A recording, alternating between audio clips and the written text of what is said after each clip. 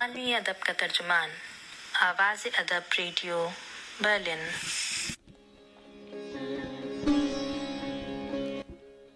آواز ریڈیو ادب برلن کے سامعین کی خدمت میں عشرت معین سیما کا آداب۔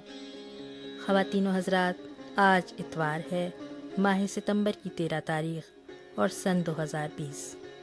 اس وقت جرمنی میں شام کے 4 بجے ہیں، پاکستان میں شام کے 7 اور ہندوستان میں شام کے 7:30۔ ریڈیو آواز ادب برلن کی جانب سے ہم اپنے تمام سننے والوں کو آج کے اس پروگرام میں خوش آمدید کہتے ہیں۔ ہماری آج کی نشریات میں شامل ہیں ادب نامہ، ادبی دنیا کی خبریں، کچھ افسانے اور کچھ شاعری۔ تو چلیے ہم چلتے ہیں اپنے پروگرام کی طرف۔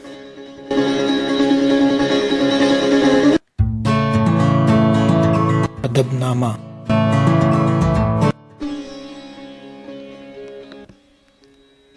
معزز سامعین، ادب نامہ میں عالمی دنیا ادب سے کچھ خبریں شامل ہیں، کتابوں کے اجرا اور دوسرے ایڈیشن کی طباعت کے حوالے سے، اور کچھ کتابوں کے ایوارڈ کے حوالے سے۔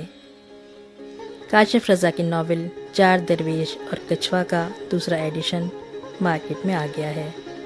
اس کے علاوہ ڈاکٹر امبرین حسیب عنبر کے 2 شعری مجموعے بھی اپنے تازہ ایڈیشن کے ساتھ شائع ہو گئے ہیں۔ مجموعوں کے نام ہیں تم بھی نہ اور دل کے افق پر۔ ساتھ ہی جناب صابر ظفر صاحب کا 43واں مجموعہ کلام جمال آپ سے وصال بھی شائع ہو گیا ہے۔ غالب کی سرزمین پر کہے گئے اشعار کا نادر مجموعہ غالب کی نقش قدم پر جسارت خیالی صاحب نے ترتیب دیا ہے، جو رنگ ادب کے زیر اہتمام شائع ہو گیا ہے۔ جناب اکرم کنجاہی کی تحقیق و تنقید پر مبنی کتاب غزل کہانی بھی گزشتہ دنوں شائع ہو کر منظر عام پر آ گئی ہے۔ معزز سامعین، اب بات ہو جائے UBL لٹریری ایوارڈ کی، تو اس ضمن میں ناول کے حوالے سے پہلا ایوارڈ 4 درویش اور کچھوا کاشف رضا صاحب کے حصے میں آیا ہے۔ ترجمہ کے حوالے سے طیبہ حسین کی کتاب حکایت ایسنس کے ایوارڈ کی حقدار قرار پائی ہے، اور شاعری میں UBL ایوارڈ کے لیے ابرار احمد صاحب کی کتاب موہوم کی مہک نے یہ ایوارڈ حاصل کیا ہے۔ معزز سامعین، اس کے ساتھ ہی ہم جرمنی سے آپ کو یہ خبر دیں کہ اس سال برلن کا معروف عالمی ادبی میلہ 2020 9 سے 19 ستمبر تک جاری ہے۔ اس ادبی میلے میں دنیا بھر کے مصنفین اور ناشران کی ایک بڑی تعداد اس سال آن لائن شرکت کر رہی ہے۔ کرونا کی وجہ سے برلن میں اس ادبی میلے کی تقریبات کو نہایت محدود پیمانے پر محدود کر دیا گیا ہے۔ اس لٹریچر فیسٹیول میں ہندوستان سمیت دنیا بھر کے ادب کا جائزہ لیا جائے گا اور کتابوں کے اجرا بھی ہوں گے۔ خواتین و حضرات، ادب نامہ میں آج اتنا ہی۔ ہم مزید ادبی دنیا کی خبروں کے ساتھ اگلے ہفتے پھر حاضر ہوں گے۔ اگر آپ چاہتے ہیں کہ آپ کی یا آپ کی ادبی تنظیم کی یا آپ کی کسی ادبی کاوش کی کوئی خبر ہمارے ادب نامے کا حصہ بنے، تو آپ ہم سے فیس بک پر بھی رابطہ کر سکتے ہیں اور اپنی خبریں ہمیں بھیج سکتے ہیں۔ ہماری فیس بک ID ہے آواز ادب، اور اس کے علاوہ ہمارے ای میل ایڈریس پر بھی آپ رابطہ کر سکتے ہیں، awazadabberlin@gmail.com۔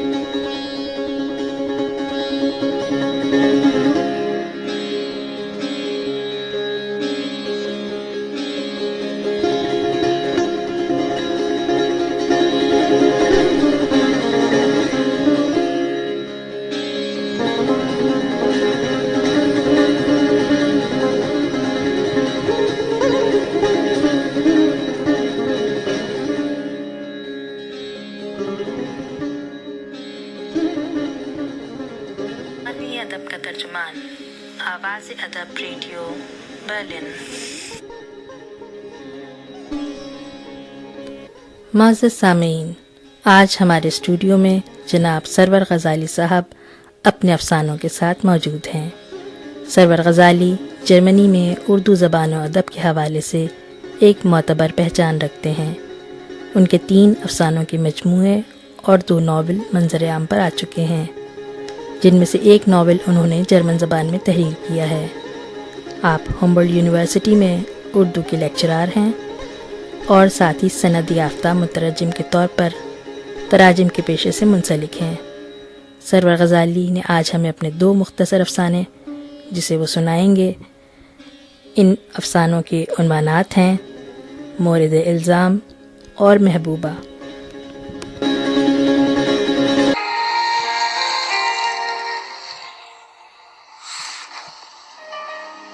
مورد الزام۔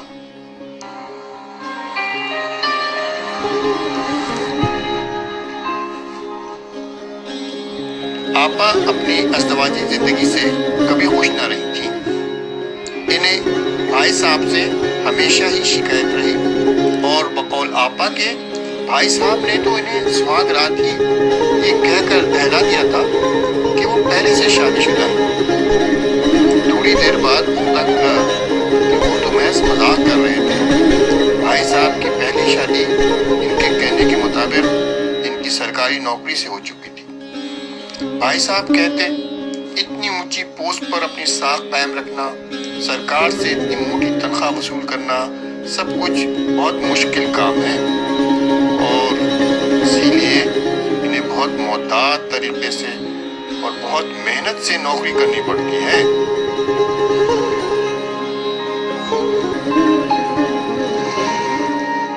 شاید بھائی صاحب ایک ایماندار سرکاری افسر تھے، اسی لیے آپا کو بھائی صاحب کے آئے دن کے دوروں اور دفتر میں ہونے والی میٹنگ سے بھی خاصی چڑ تھی۔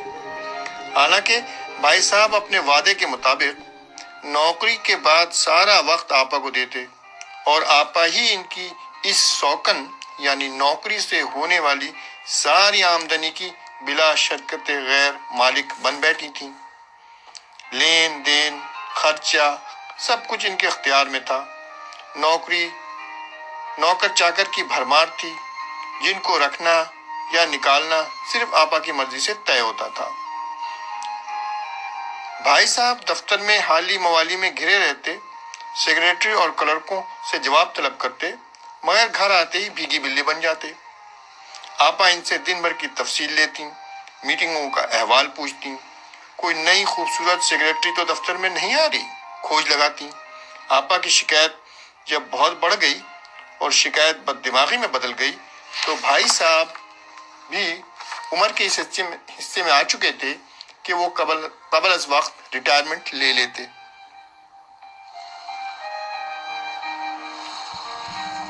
حالانکہ وہ ابھی کئی اور سال کام کر سکتے تھے، مگر انہوں نے سوچا چلو گھر پر رہیں گے، سیر سپاٹے کریں گے اور یوں ان کی چہیتی بیگم کا موڈ بھی اچھا رہے گا۔ ایماندار سرکاری افسر تھے، اس لیے قبل از وقت ریٹائرمنٹ کی درخواست بھی فوراً منظور ہو گئی۔ لیکن آپا جلد اکتا گئی، بھائیوں سے کہنا شروع کر دیا، تمہارے بھائی صاحب تو دفتر میں ہی بھلے تھے، دن بھر گھر میں پڑے رہتے ہیں، کاہل ہو گئے ہیں، انہیں کوئی کام دلوا دو۔ بھائیوں کا ناک میں دم کر دیا، تب بھائی صاحب نے ڈھونڈ ڈھانڈ کر خود ہی ایک پرائیویٹ نوکری پکڑ لی۔ ظاہر ہے نوکری ان کے شایان شان نہ تھی، پھر عمر کا بھی کچھ تقاضا تھا، دل کا پڑا، جھیل گئے، شوگر بڑھ گئی۔ پھر ایک دن بھائی صاحب ان سارے جھمیلوں سے آزاد ہو کر منو مٹی کے نیچے جا سوئے۔ آپا پر بجلی ٹوٹ پڑی، پر اب بھی وہ بھائی صاحب کو ہی مورد الزام ٹھہرا رہی تھیں۔ خود تو آرام سے چلے گئے، مجھ اکیلی کو اس دنیا کے دکھ جھیلنے چھوڑ گئے۔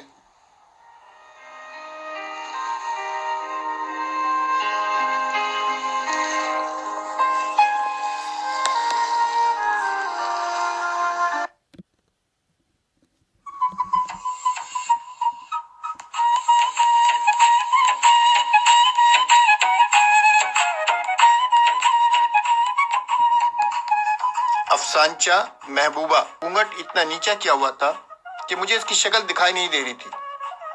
वो मुस्तकिल रोई जा रही थी, सिसकारी लेती और बोले चली जा रही थी, बस मुझे निकाह में ले लो, तुमने तो मेरी जिंदगी खराब कर दी। अरे भाई, मैं शादीशुदा बच्चों वाला हूँ, भला तुमसे कैसे निकाह कर सकता हूँ? मैंने जवाब दिया। क्यों नहीं, हमारे मजहब में एक से ज्यादा निकाह जायज है। वो फिर बोली, और तुमने मुझसे प्यार क्यों किया था? देखो भाई, हमारी तो बस यूं ही दोस्ती थी, कभी कभार वक्त गुजारी के लिए मैं तुमसे बातचीत कर लिया करता था। क्या मैंने तुमसे शादी का वादा किया था? मैंने अपनी बात खत्म करते हुए इसे सवाल किया। नहीं, जबान से तो तुमने कभी ऐसा कुछ नहीं कहा, मगर तुम्हारे अंदाज से पता चलता था। तुम जिस दिल लगी से मुझे लिखते, मेरी नो को पलक संवारते, मुझे करतास पे सजाते, मुझे गुमान हुआ कि अब तुम मुझे पूरी शिद्दत से चाहते हो। हाँ, मैंने खोई हुई दूर से आती आवाज में कहना शुरू किया। चाहता तो मैं शायद कभी यही था कि तुझे चाहूं,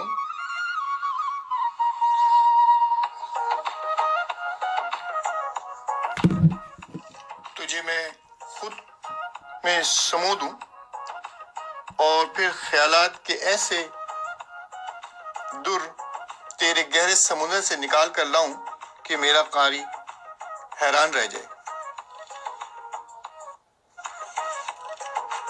ख्वाहिश मेरी भी थी कि मैं एक ऐसा अफसाना निगार बन सकूं जिसे लोग सदियों याद रखें। मैं जाने क्या क्या बोलता गया और वो खामोश सर झुकाए चुपचाप सुनती रही। तो फिर मेरे खामोश होने पर वो बोली, आओ मेरा घूंघट उठाओ, मेरा मुखड़ा देखो, मैं अब भी तुम्हारी हूँ, बस तुम मुझे अपना लो। वो मेरे करीब खिसकने लगी। ना ना ना, मैं पीछे हड़बड़ाकर हटा। भाई, मुझे जिंदगी के और बहुत काम है, अभी मुझे दफ्तर जाने में देर हो जाएगी। मुझे अभी अपने बेटे को तैयार करके साथ ले जाना है और इसे स्कूल छोड़ना है। वापसी पर इसे लेकर आज शाम खेलने जाना है। बस अब तुम जाओ, मेरी कहानी अब तुम जाओ, कहकर मैंने कलम बंद करके रख दिया।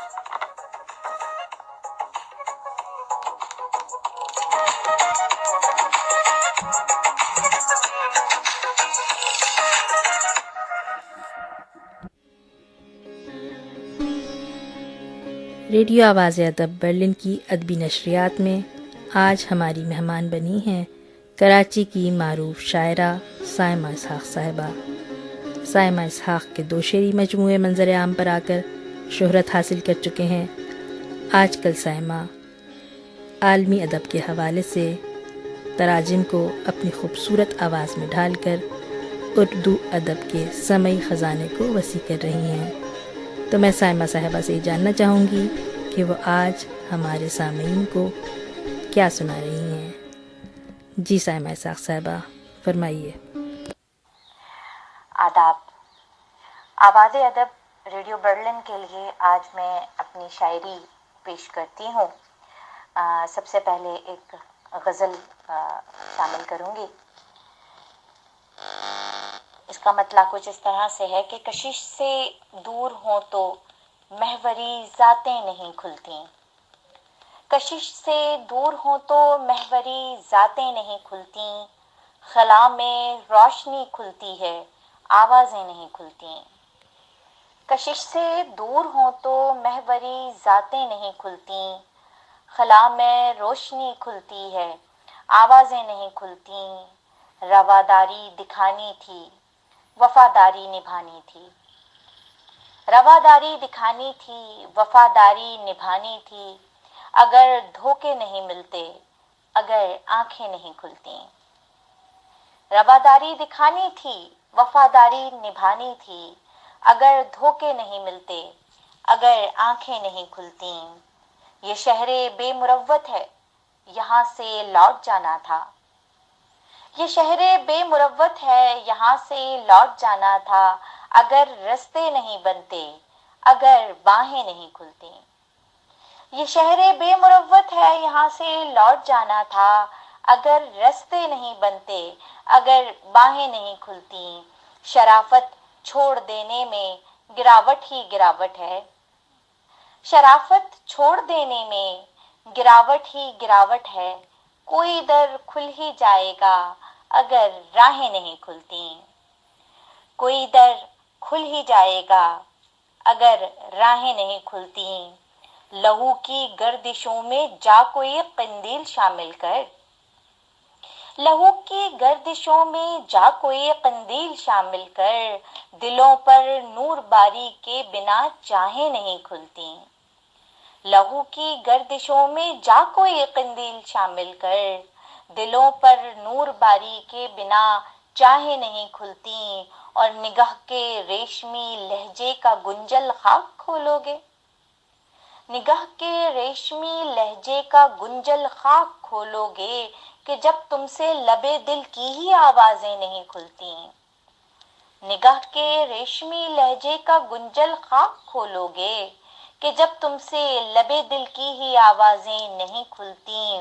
اور شعر سماعت کیجیے گا کہ وہ چاہے آرزو سے گیت اور خوشبو اڑاتا ہے، وہ چاہے آرزو سے گیت اور خوشبو اڑاتا ہے، سو مارے عشق کی پرشوق پھنکاریں نہیں کھلتی، وہ چاہے آرزو سے گیت اور خوشبو اڑاتا ہے، سو مارے عشق کی پرشوق پھنکاریں نہیں کھلتی۔ اور مقطع ہے کہ رضا خاموشیوں کی سائمہ جب تک نہ شامل ہو، رضا خاموشیوں کی سائمہ جب تک نہ شامل ہو، اگر اظہار بھی کر لیں تو کچھ باتیں نہیں کھلتی، رضا خاموشیوں کی سائمہ جب تک نہ شامل ہو، اگر اظہار بھی کر لیں تو کچھ باتیں نہیں کھلتی، کشش سے دور ہوں تو محوری ذاتیں نہیں کھلتی، خلا میں روشنی کھلتی ہے، آوازیں نہیں کھلتی۔ ایک اور غزل شامل کرتی ہوں کہ مطلع ہے، شوخیِ پیراہن رکاوٹ ہے، شوخیِ پیراہن رکاوٹ ہے، آنکھ پر رنگ کی تھکاوٹ ہے، شوخیِ پیراہن رکاوٹ ہے، آنکھ پر رنگ کی تھکاوٹ ہے، لہجۂ سبز چھو کے دیکھا تھا، لہجۂ سبز چھو کے دیکھا تھا، دیکھ ہر پور میں تراوٹ ہے، کل مجسم تھا ترجمہ میرا، کل مجسم تھا ترجمہ میرا، آج پھر اجنبی لکھاوٹ ہے، تھوڑا ہنسنا ہے تھوڑا رونا ہے، تھوڑا ہنسنا ہے تھوڑا رونا ہے، ساز میں سوز کی ملاوٹ ہے، گھر میں دیوار کھینچ دی ہے نا، گھر میں دیوار کھینچ دی ہے نا، سو مزاجوں میں بھی کھچاوٹ ہے،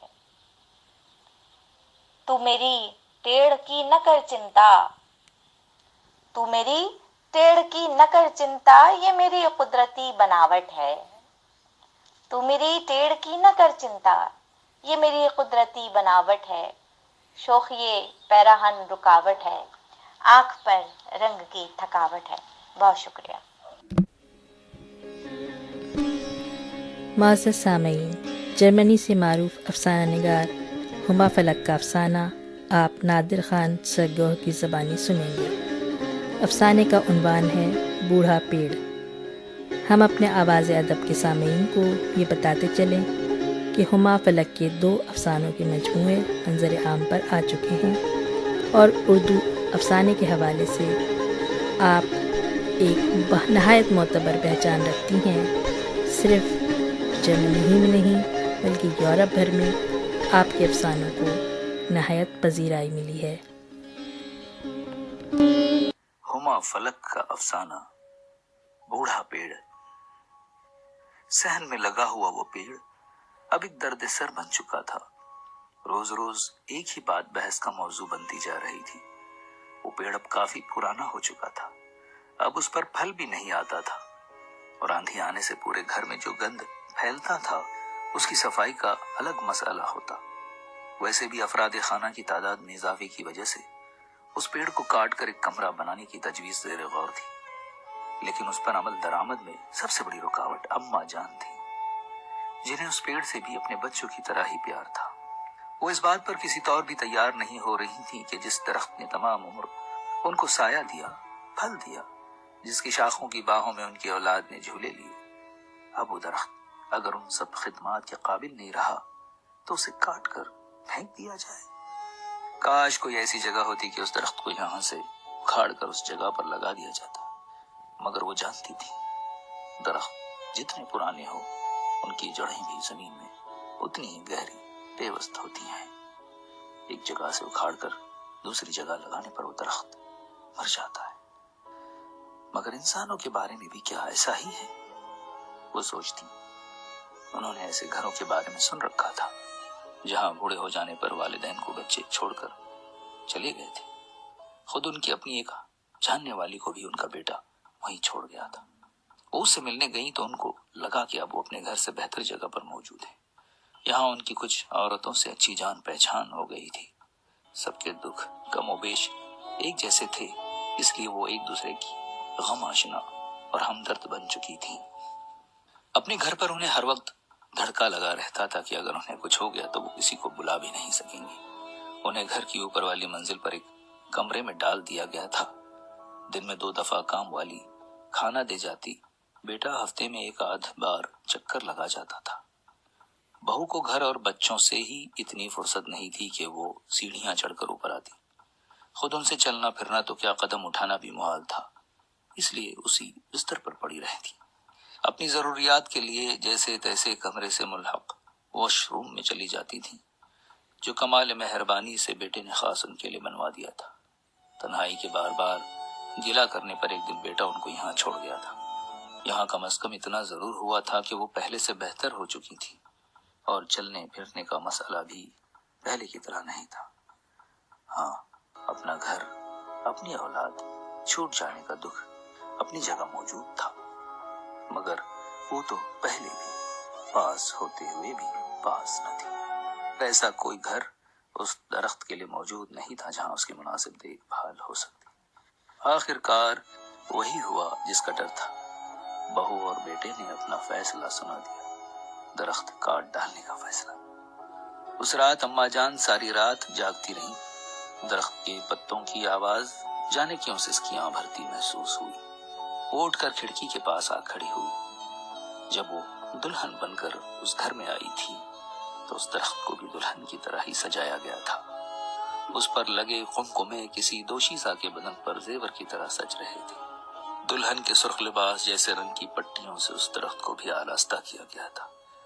شادی کی اگلی صبح اپنی کھڑکی سے جب انہوں نے جھانکا تھا تو وہ درخت اپنی جیسی ہی دلہن لگا تھا۔ اسی پل میں محبت کی جو کونپل دل میں پھوٹی تھی، اس کی جڑیں بھی اتنی ہی گہری ان کے اندر پیوست ہو چکی تھی۔ پھر مہندی لگے ہاتھوں سے جب وہ رسیاں تھامتی اور پیچھے کھڑے ان کے محبوب شوہر بہت پیار سے جھولے کو جھلاتے، وہ زمین سے جب پاؤں اٹھاتی اپنے مہندی لگے پیروں کو دیکھ کر، اور پازیب کی کھنک سے خود پر خود ہی پیار آ جاتا، وہ شرما سی جاتی۔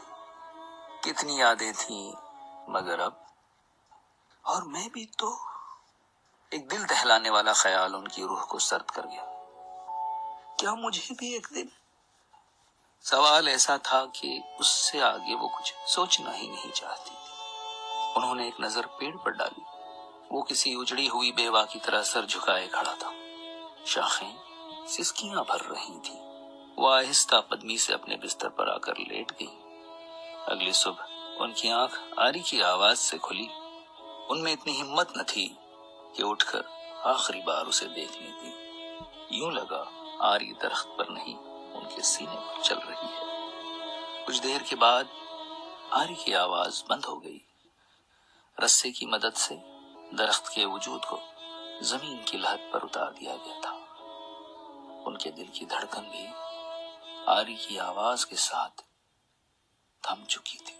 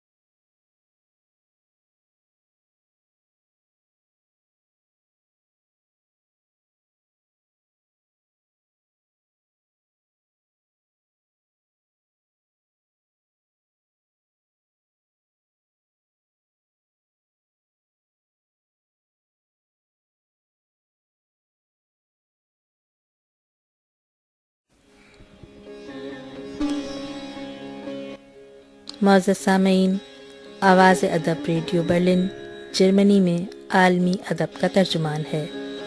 ہماری یہ خوش قسمتی ہے کہ جرمنی کی معروف شاعرہ فوزیہ مغل نے اپنا کلام ہمیں بھیجا ہے۔ فوزیہ مغل اردو افسانے اور شاعری کے حوالے سے جرمنی میں نہایت معتبر شناخت رکھتی ہیں۔ ان کے شعری مجموعے اور افسانوں کے مجموعے پر ہم نظر ڈال چکے ہیں۔ بہت خوبصورت کلام ہے ان کا، آپ بھی آج ان سے متعارف ہوں۔ آپ جرمنی میں اردو ادب کے حوالے سے نہایت متحرک ہیں اور انٹرنیٹ پر بھی کئی ادبی صفحات کی انچارج ہیں۔ آئیے سنتے ہیں فوزیہ مغل کی خوبصورت غزل، جسے گایا ہے اسلام آباد کے معروف گلوکار فراز علی نے۔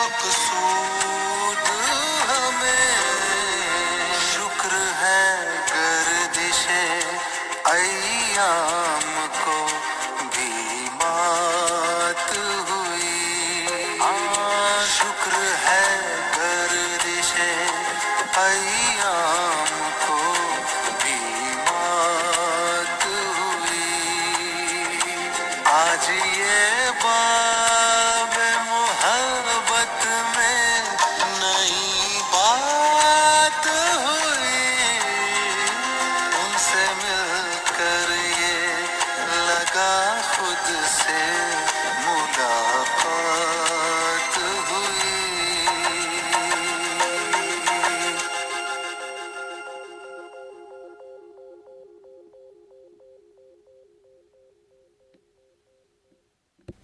मुअज़्ज़ज़ सामीन, आवाज़ अदब रेडियो बर्लिन के हफ्तावार प्रोग्राम के आखिरी हिस्से में आप समाअत फरमाएंगे अनवर ज़हीर रहबर की नज़्म खुद उनकी ज़बानी।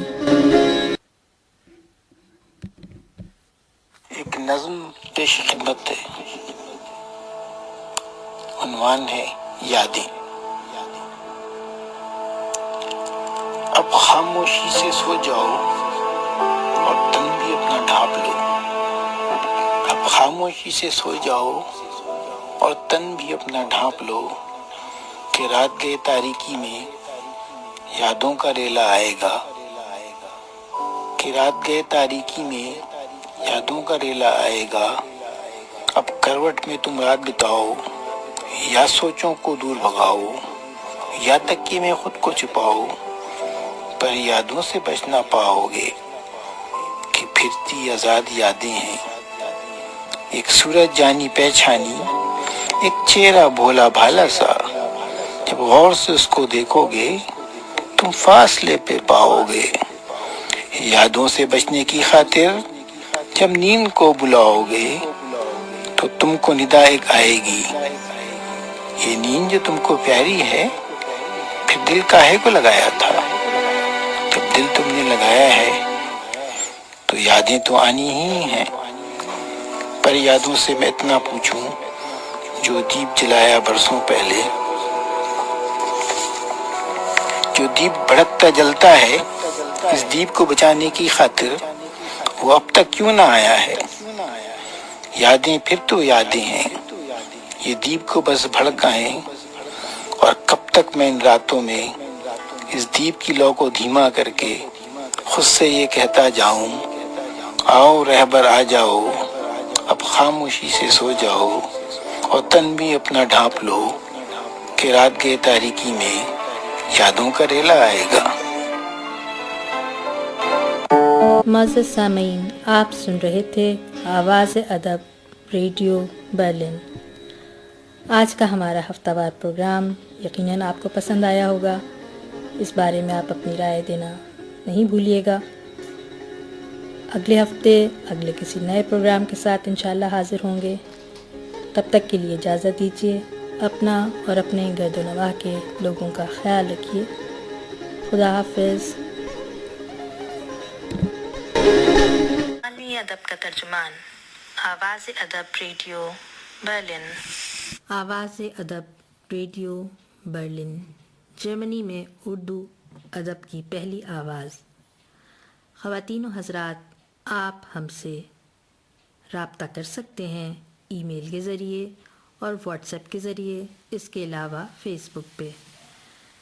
आवाज़ अदब बर्लिन का ईमेल एड्रेस नोट फरमा लीजिए, आवाज़ अदब रेडियो बर्लिन @gmail.com। और इसके साथ ही इसी नाम से यानी आवाज़ अदब रेडियो बर्लिन के नाम से फ़ेसबुक पर भी आप हमसे राब्ता कर सकते हैं। सामीन, आप सुन रहे थे रेडियो आवाज़ अदब बर्लिन। आज की मेज़बान थी इशरत मोइन सीमा। अदब का तर्जुमान, आवाज़ अदब रेडियो बर्लिन।